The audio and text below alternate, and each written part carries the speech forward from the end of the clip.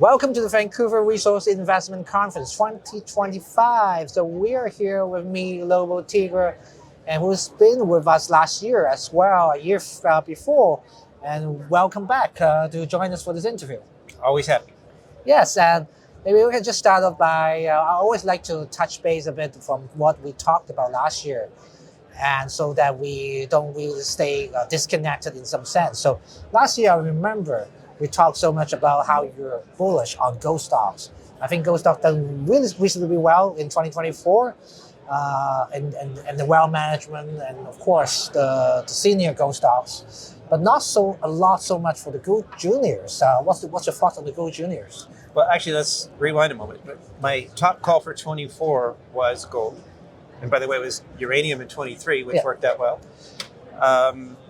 The gold stocks, though, I pushed back on the seniors, though, because it wasn't like a rising tide lifted all ships. That's what we usually expect. But this time, there was a huge divergence between, let's say, the better operators and the not so much better operators, right? So the average, it looks okay. But if you were to subtract the less better operators and look at, it way outperformed gold. So, gold was up there with the S&P 500, but the better gold stocks did even better. So I think that's important. And, so what about the juniors? And, will the rising tide now lift all ships? Well, we all would like to think so. This is what my mentors taught me.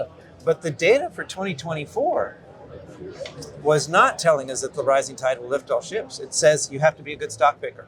So selection matters here. Indeed. And we also spent some time on recession. So we were worrying about recession coming soon. We don't know when. So late in 2024, we see the Fed finally cutting the rate because it's long waited.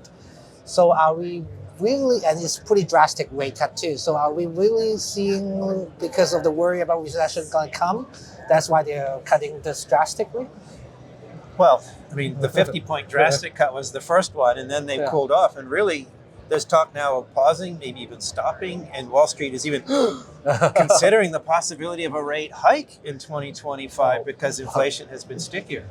And not just sticky, the CPI, which is the Fed's goal. I mean, they say they like PCE better and all that stuff, but their official goal is to get headline CPI down to 2%. And it's been going the wrong way since September. That's significant. That's not just a little blip or a bump. That is an upward trend. So, the Fed was behind the curve on cutting. You could say now that, if inflation is rebounding, they're behind the curve again. They're still talking about cutting when, on multiple measures, PPI, PCE, CPI, inflation is going back up again. And by the way, it's not just the United States. It's a global phenomenon. If you've talked to Michael Howell with his global liquidity thesis, this is relevant. So the recession, it was your specific starting point here. Last year, I have to say, I said undeniable recession by the end of 2024. It didn't happen, right? We could argue that there was a manufacturing recession, this, that, and the other, but at the end of the day, we didn't get undeniable recession. We didn't get negative quarters of GDP. So I was wrong about that. Now, that doesn't mean there was no hardship.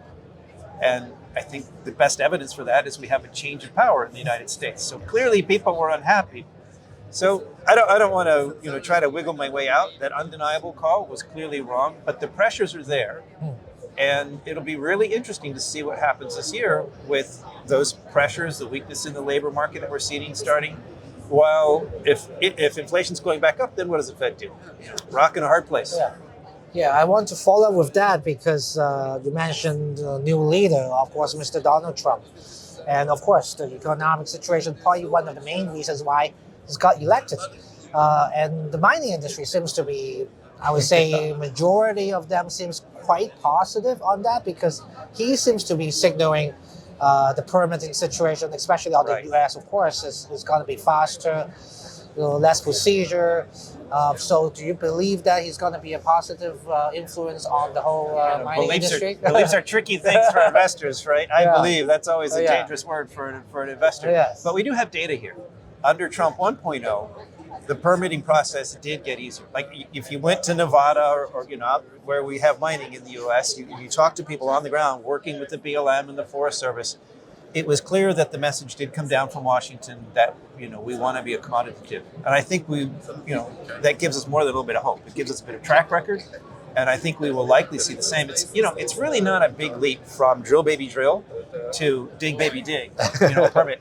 And, Trump is beating up on China, no offense but with China's, large influence on the rare earths and other critical minerals, this thing with antimony, right, the banning exports to the United States, it makes sense for the Trump administration to encourage as much mining, especially of critical minerals in the U.S. as it can. Yeah, so because I'm aware, like a couple of my companies and with projects in Alaska have been waiting for the change in the regime, and hopefully they can get the permit. That is the controversy, and I have to say that is the one. I'm saying that on the ground in Nevada, you talk to the guys and gals working on the rocks, and they said that Trump 1.0 helped them, but Trump's administration did shoot down the Pebble mine in Alaska. So nothing's perfect. Exactly. Then we go over to another topic, which is really, I would say, growing importance, is the geopolitical risk. And it seems like every year we get more of that risk, and now it's affecting obviously on the mining industry too. So what do you think? This is a really tricky question because there's so much things going on in the world. But I want to ask you, which potentially can be the biggest geopolitical risk in 2025? Well, that's actually a simple question. So the biggest one. Yeah. But I should preface this by saying, I worked for Doug Casey for many years, kicking rocks. I'm a due diligence guy. You're asking about global geopolitics. But the answer to your question is that I think the big risk would be if Trump defunds Ukraine and Putin ends up winning over there. Right? What message does that send to China? Well, you could take Taiwan. So I'm not predicting that, your audience. I'm not saying, this is the year that Emperor Xi makes his move on Taiwan. Yes. But if you want the big political risk, that's it. I mean, I have many friends in Ukraine. I'm not saying Ukraine doesn't matter, but for the U.S. interests, or really, if the U.S. and China are the world's two largest economies, for that to get into much more direct conflict, it's hard to imagine a bigger geopolitical risk than that. And of course, both nuclear powers. Yeah, indeed. There's many things to happen because of Trump's in power. He's also mentioning, his track record is actually pretty not too, unfamiliar with Putin. So he's maybe close to him, and he may try to negotiate something or he might not. He might just say war needs to stop. We're not sending Ukraine any more money. Yeah, that can be easily happen too. Right. For sure. But my point is that the consequence of that is if you're Putin and suddenly your enemy has no more money for guns, why would you stop fighting? Yeah. That's an advantage to you. Yeah. For sure. So you press ahead. I could see that actually accelerating the war. Again, I'm not a military expert. I'm not making predictions here. But you ask about geopolitical risk. Yeah. And my big concern, as much as I love my Ukrainian friends, is that this sends a message to other strong powers in the world. Yeah, indeed. And Taiwan would be huge. If anything happened there, that would be absolutely huge for the whole global economy. Yeah, for sure. And indeed, everyone was worried about that part of the world as well. We just got the ceasefire in the Middle East, but of course, things can turn very quickly among other places. I mean, okay, let's say the ceasefire lasts. I should just shut up because I'm not a military expert. Yes. But in what universe is Israel okay with Iran getting a nuclear weapon? And if they're moving ahead in that direction, ceasefire or no, why would Israel let that happen? Or why would they not do everything they could to stop? I don't know. Again, I'm not making predictions. But the main point is, as you started, we live in a world of seemingly huge and escalating geopolitical risks. And if nothing else, that's a world in which I want physical gold that I can hold in my hands. Indeed. So I want to end this interview with the last question, is that in this new year, we talk about all different things. What should the resource investor to be paying the most time and attention to? One thing, if you have one thing to tell a resource investor to look out for, what would be that important one thing? Copper. My highest conviction trade for 23 was uranium, for 24 was gold, for 25 it's copper. Okay.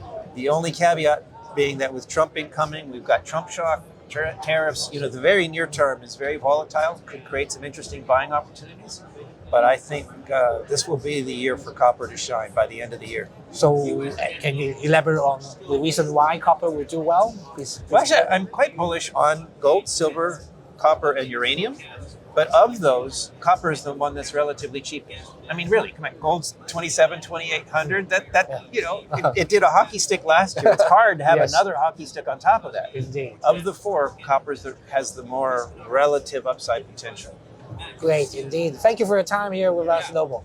Thank you. Thank you for sharing insight with us. Thank you.